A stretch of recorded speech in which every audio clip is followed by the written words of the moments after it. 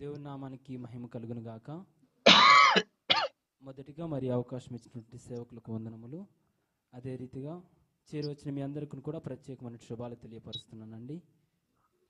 మంచిదండి. మరి ఇంతవరకు దేవుని మహిమపరచడానికి పాటలు పాడి ఉన్నారు, అందుని బట్టి నేను ఎంతో సంతోషిస్తున్నాను.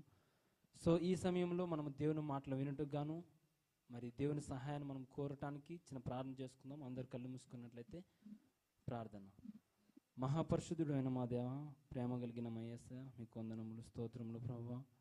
ఉదయకాల సమయంలో ఆరాధనలో తండ్రి మీ నామాన్ని మహింపరచుకునటానికి మమ్మల్ని అందరినీ నడిపించిన రీతిని బట్టి వందనములు దేవా. ఈ సమయంలో యవనస్తుల కూడికలుగా తండ్రి మేమందరం కూడా చిన్న మందగా కూడి వచ్చి ఉన్నాం.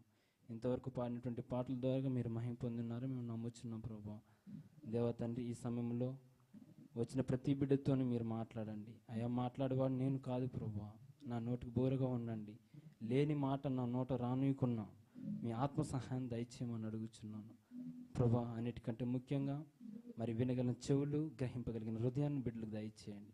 అదే సమయంలో ప్రభా, వచ్చిన ప్రతి ఒక్క బిడ్డ జీవితంలో ఆత్మకార్యములు జరిగించమని నజరేయుడైన యేసు నామములో అడిగి వేడుచున్నాం మా తండ్రి, ఆమేన్, ఆమేన్.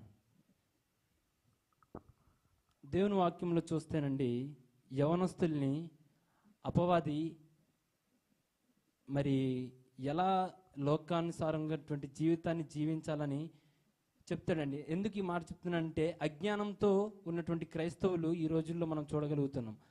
అపవాదికి ఎవరితో ప్రాబ్లం అంటే, జ్ఞానంతో ఉన్నటువంటి క్రైస్తవులతో ప్రాబ్లం. ఎలాగా చెప్తారా?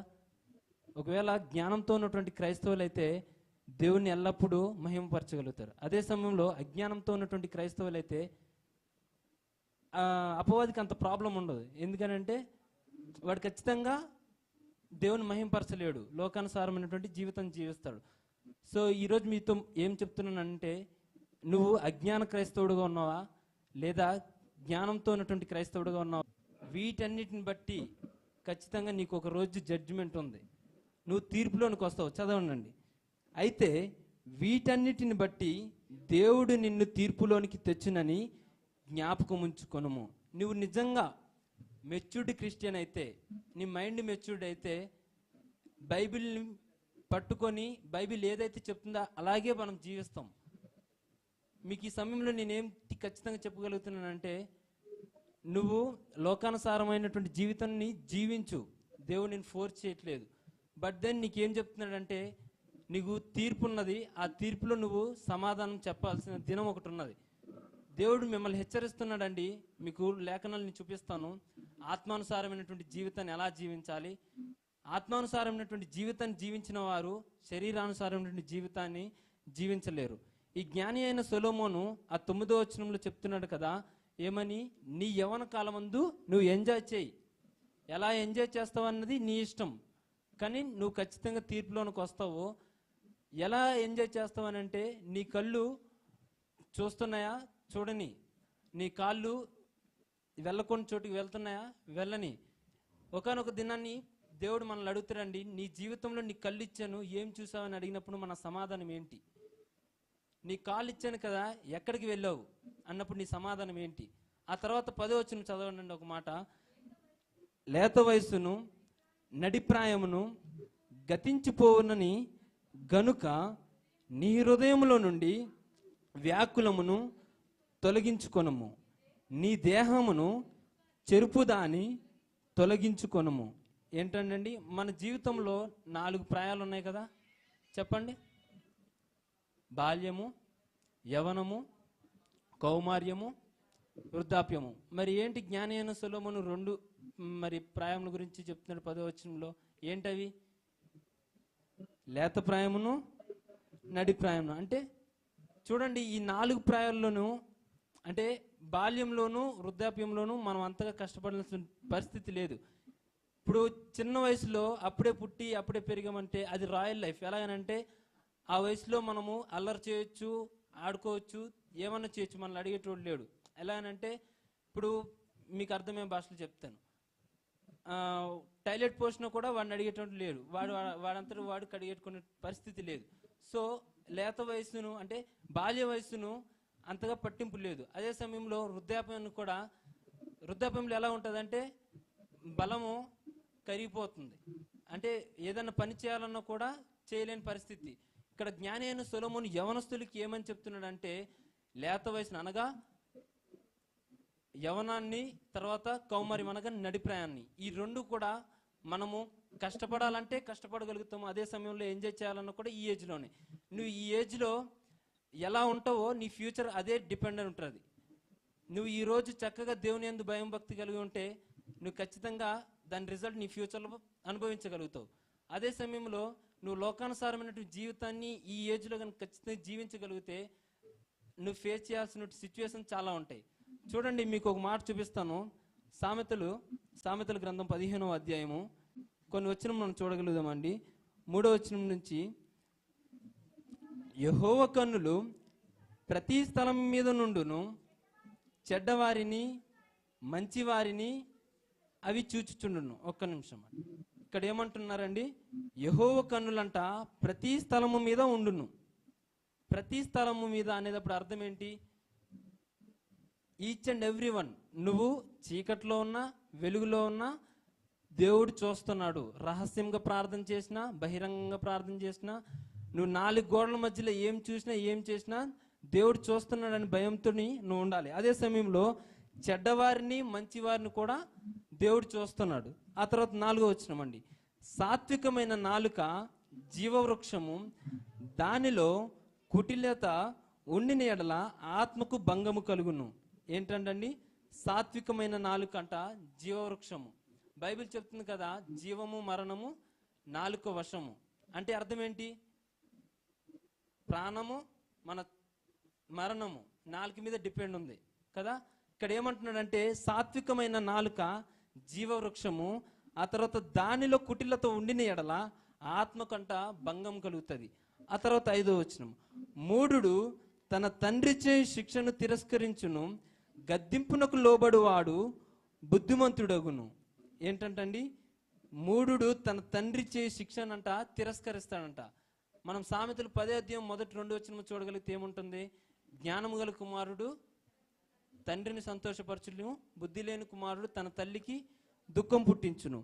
తర్వాత గద్దింపునకు లోబడువాడంట బుద్ధిమంతుడగునంట. ఒకవేళ గద్దింపును అసహించుకుంటే ఏంటంట? పశుప్రాయుడు కదా, బైబిల్ చెప్తుంది. తర్వాత 6వ వచనం, నీతిమంతుని ఇల్లు గొప్పతననిది, భక్తిహీనునికి కలుగు వచ్చుబడి శ్రమకు కారణము. ఇలా మనము ఈ 15వ అధ్యాయంలో కొన్ని వచనాలు మనం చూడగలుగుతుంటే, యవనస్తులు ఏ సమయంలో ఏ కాలంలో ఎలా ఉండాలనేది మనకు చెప్తుందండి. ఈ యొక్క 15వ అధ్యాయంలో కాదు కానీ సామెతలన్నీ కూడా మరి జ్ఞాని అయిన సొలొమోను యవనస్తులు ఏ సమయంలో ఎలా నడుచుకోవాలనేటువంటి ఉద్దేశంతో చెప్తాడు.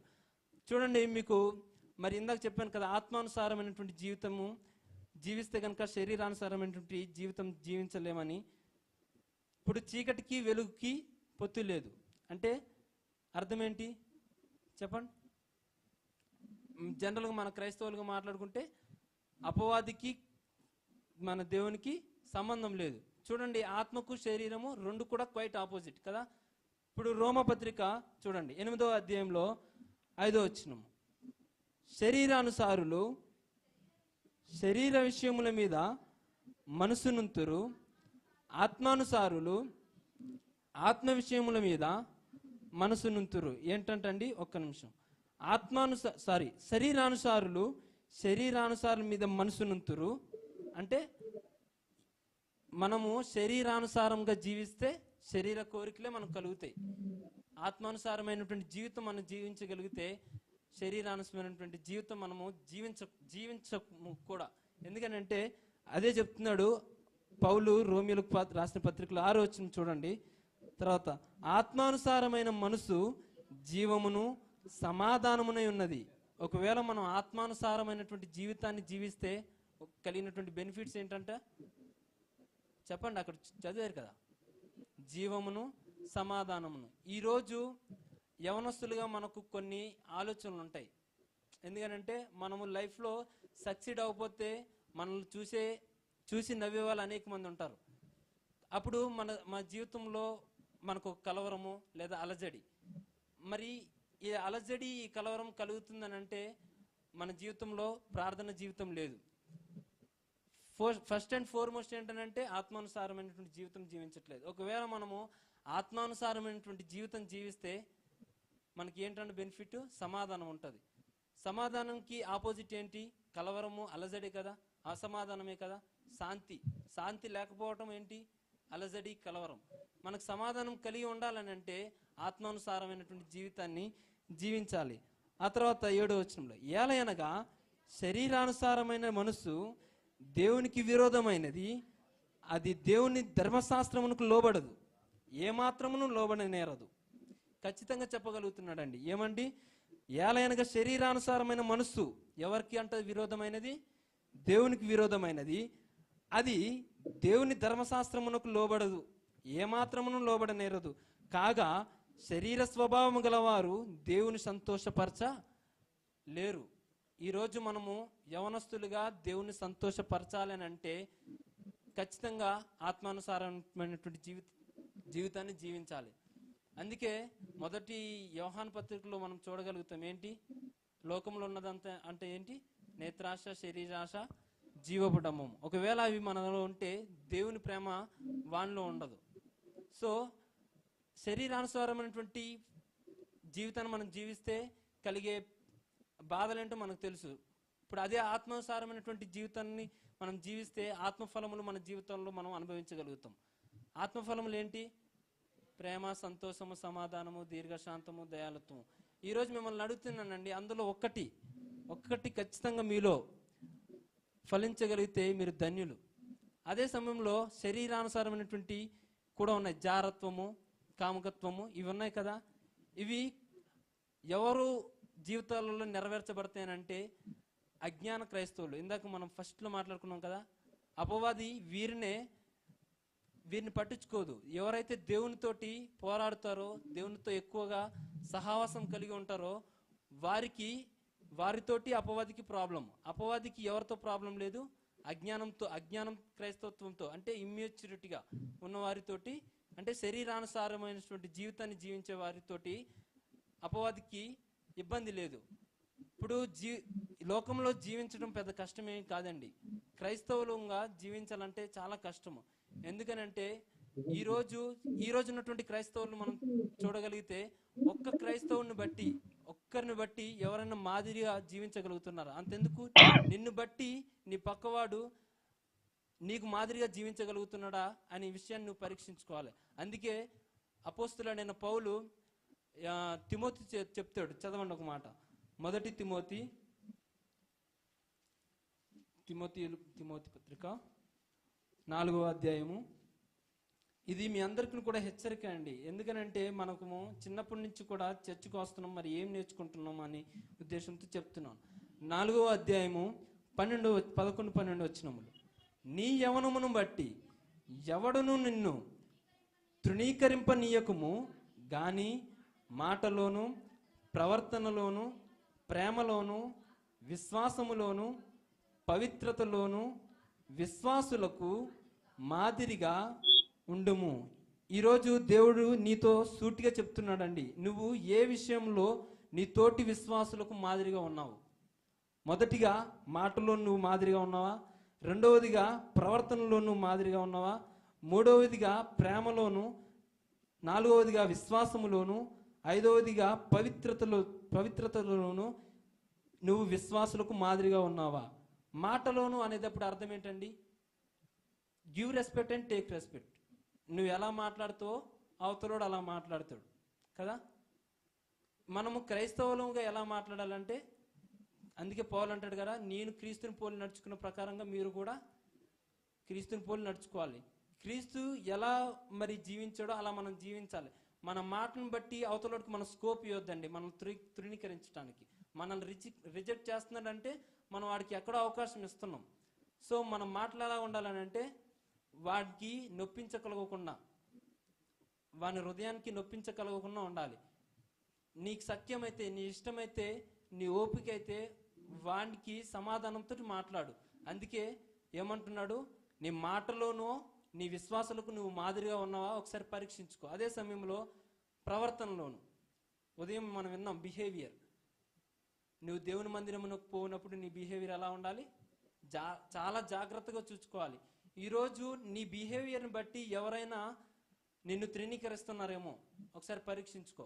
ఆ తర్వాత ప్రేమలోను, ప్రేమ అనేది అప్పుడు అర్థం ఏంటండి? సహోదరుల ప్రేమ అని లేఖనాలు చెప్తున్నాయి. కానీ మనకు అర్థమైన ప్రేమ ఏంటంటే లోకానుసారమైనటువంటి ప్రేమ. ఈరోజు మీకు సూటిగా ఒక ప్రశ్న చేస్తున్నానండి. దేవుని పేరు చెప్పుకొని సంఘములో ప్రేమ అని పదాన్ని వాడుతూ ఉన్నవారు అనేక మంది ఉన్నారు.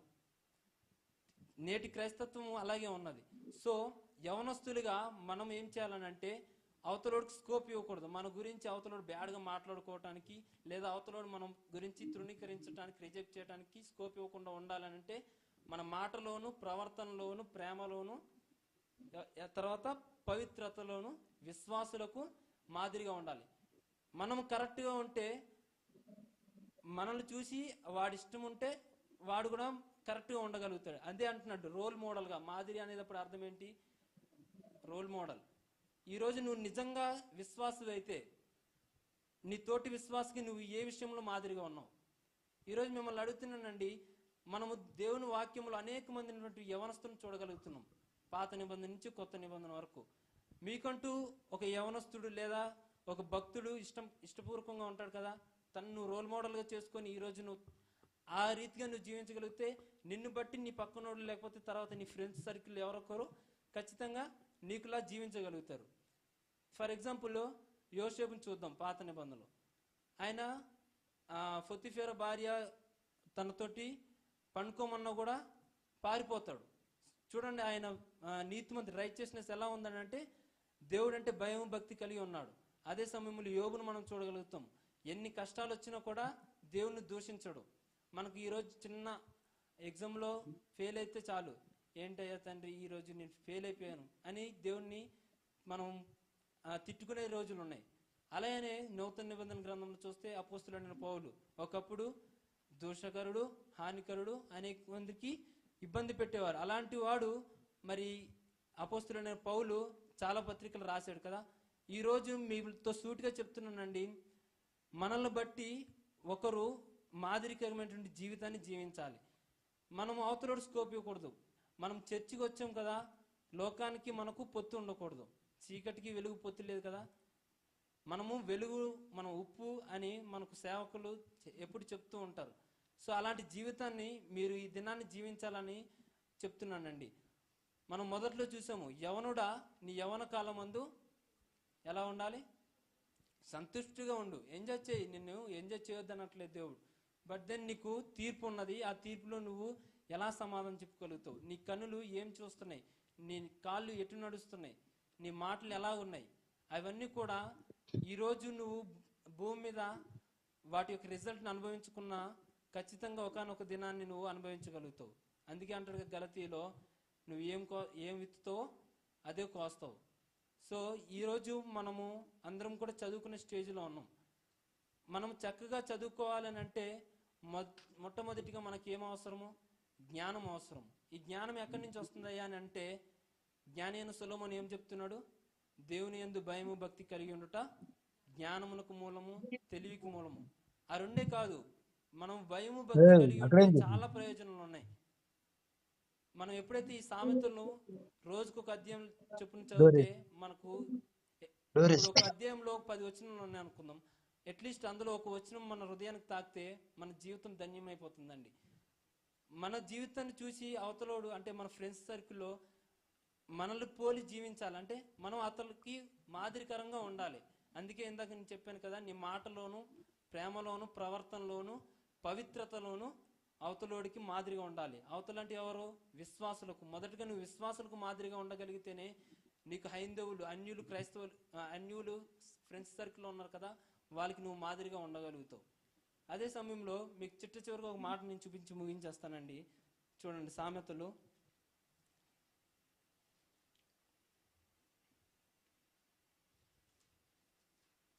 6వ అధ్యాయము 6వ వచనం. సోమరి చీమల యొద్దకు వెళ్ళుము, వాటి నడతలు కనిపెట్టి జ్ఞానము తెచ్చుకోనము. చాలండి. ఏం చెప్తున్నారు? సోమరి చీమల యొద్దకు వెళ్ళుము. సోమరి అని ఎవరిని అంటాము చెప్పాలి? కాలము సమయం ఉంటుంది, వాటి ప్రకారంగా జీవించలేని వాడిని సోమరి అంటాం. మనకు జనరల్ మనం మాట్లాడుకుందాం, స్కూల్లో ఉంటాం కదా, రేపు ఎగ్జామ్ ఉంది అని కూడా మనం చదవకుండా నెగ్లెక్ట్ చేసామనుకో వాడిని ఖచ్చితంగా సోమరి అంటాం. అలాంటి వాడితోటి చెప్తున్నాడు జ్ఞాని అయిన సొలొమోను ఈరోజు ఏమని, సోమరి ఎవరి దగ్గరికి వెళ్ళాలంట? చీమల యొద్దకు వెళ్ళి వాటి నడతలను కనిపెట్టి జ్ఞానం తెచ్చుకోను. ఈరోజు మన జ్ఞానం ఎక్కడి నుంచి వస్తుంది అయ్యా అని అంటే, మొదటిగా భయము భక్తి కలిగి ఉండాలి ఎవరి దగ్గర? దేవుని యందు. ఆ తర్వాత అంతగా నువ్వు సిగ్గు తెచ్చుకోవాలని అంటే చీమలు చూసి నేర్చుకోమని చెప్తున్నాడు. తర్వాత వచనంలో, వాటికి న్యాయాధిపతి లేకున్నను, పై విచారణకర్త లేకున్నను, అధిపతి లేకున్నను, అవి వేసవి కాలమందు ఆహారము సిద్ధపరచుకొనును, కోతకాలమందు ధాన్యము కూర్చుకొనును. చూడండి, చీమల యొక్క క్వాలిటీస్ మనకు క్లియర్గా చెప్తున్నాడు ఆరోగ్యంలో. దానికంట న్యాయాధిపతి లేడు, పై విచారణకర్త లేడు. బట్ దెన్ వాళ్ళ పని వాళ్ళు చేసుకుంటూ పోతున్నారు. కాలము సమయము వాళ్ళు పాటించుకుంటూ వెళ్ళిపోతున్నారు. ఈరోజు అంటే చీమ ఎంతటిది, మనం ఎంతటి వారము. ఈరోజు చీమను చూసి మనం ఎందుకు నేర్చుకోవాలి? జ్ఞానం కావాలనంటే, నీకు సిగ్గు రావాలనంటే, నువ్వు సోమరతనాన్ని విడిచిపెట్టాలనంటే చీమల యొక్క నడవడికని నువ్వు కనిపెట్టమంటున్నాడు. మొదట్లో నేను చెప్పాను కదా, ఈ సోమరి ఎలాంటి వారనంటే ఇమ్మెచ్యూరిటీ క్రిస్టియన్, అంటే అజ్ఞానంతో ఉన్నటువంటి క్రైస్తవులు సోమరులు. చూడండి తర్వాత 9వ వచనంలో, సోమరి ఎందాక నీవు పండుకొని ఉందవు, ఎప్పుడు నిద్ర లేచెదవు. ఇవన్నీ కూడా మీకు ఎందుకు చెప్తున్నానంటే, యవన ప్రాయంలో ఉన్నామండి. మనం ఉదయకాల సమయంలో 5 గంటలకు లేవాలన్నప్పుడు లేవలేము. ఇంకొంచెం పనుకుందాం అన్నప్పుడు, అంటే మనకు ఎగ్జామ్ ఉందా లేకుంటే పని ఉందా అని పక్కన పెడితే, మనం ఫస్ట్ మన యాక్టివ్గా మన సోమరతనాన్ని, మన బద్ధకాన్ని వదులుకోవాలని అంటే ఒక టైంని అలవాటు చేసుకోవాలి. ఇక్కడ ఏమంటున్నాడంటే, సోమరి ఇంకెంతసేపు పడుకుంటావు, లే నీకు అవతల చాలా పనులు ఉన్నాయి అని చెప్తూ అంటున్నాడు కదా, ఎప్పుడు నిద్ర లేచదు అని చెప్తూ, ఇక కొంచెం నిద్రించదనని, కొంచెం కునికిదనని, కొంచెం సేపు చేతులు ముడుచుకొని పొందవని నువ్వు అనుచుందువు. అందుచేత దోపిడిగాడు వచ్చినట్లు దారిద్ర్యం నీ యొద్దకు వచ్చును అని చెప్తూ నువ్వు జాగ్రత్త పడాలని ఈరోజు మీకు చెప్తున్నానండి. సో మనం ఈరోజు నేర్చుకున్న మాటలు ఏంటి? యవన కాలంలో నువ్వు ఇష్టం వచ్చినట్టుండు, బట్ దెన్ నీకు తీర్పు ఉంటుంది. ఆ తర్వాత ఆత్మానుసారమైనటువంటి జీవితాన్ని జీవించాలి. నువ్వు గనక ఖచ్చితంగా ఆత్మానుసారమైనటువంటి జీవితాన్ని జీవిస్తే నువ్వు లైఫ్లో రిగ్రెట్ ఫీల్ అవ్వండి, షూర్గా చెప్తున్నాను. ఎందుకనంటే అనుభవించి చెప్తున్నాను, నా సాక్ష్యం చాలా గొప్పది, ఒకరోజు చెప్తాను. సో మీకు అందరికి చెప్తున్నాను, ఆత్మానుసారమైనటువంటి జీవితాన్ని జీవించండి. ఆ తర్వాత నువ్వు విశ్వాసులకు మాదిరిగా ఉండాలి అని అంటే ఎలా చేయాలి? ఏం చేయాలి? నీ మాటలోను, అంటే నీ మాటలోను అవతలకి స్కోప్ ఇవ్వకూడదు, నిన్ను రిజెక్ట్ చేయడానికి వాడికి అవకాశం ఇవ్వకూడదు. అదే సమయంలో బిహేవియర్, తర్వాత ప్రేమలోను, తర్వాత పవిత్రతలోను. ఈరోజు నువ్వు పవిత్రుడు అపవిత్రుడు అని ఎలా చెప్పగలుగుతారు చెప్పండి? మనలో ఎలాంటి కల్మషం లేకుండా మనం అవతల వాడితో మాట్లాడినప్పుడు ఎటువంటి కోపంతో, లేకపోతే టోన్స్ ఉంటాయి, కొన్ని హార్డ్ టోన్, తర్వాత లో టోన్. మనము వాడితో ఎలా మాట్లాడుతామో రెస్పాండ్ అలాగే మనం ఎక్స్పెక్ట్ చేయాలి కదా. So give respect and take respect. మనము మళ్ళీ చెప్తున్నాను, ఈ ఏజ్లో మనము ఏం చేస్తే మన ఫ్యూచర్ అదే. సో మనం చర్చికి వస్తున్నాము, ఏం నేర్చుకుంటున్నాము, దేవుడు మనల్ని చూస్తున్నాడని భయంతోటి భక్తితోటి జీవించాలని ఈరోజు దేవుడు మీతోని మాట్లాడుతున్నానండి. సో ఈ కొన్ని మాటలు బట్టి దేవుని నామానికి మహిమ కలుగును గాక. ఆమేన్.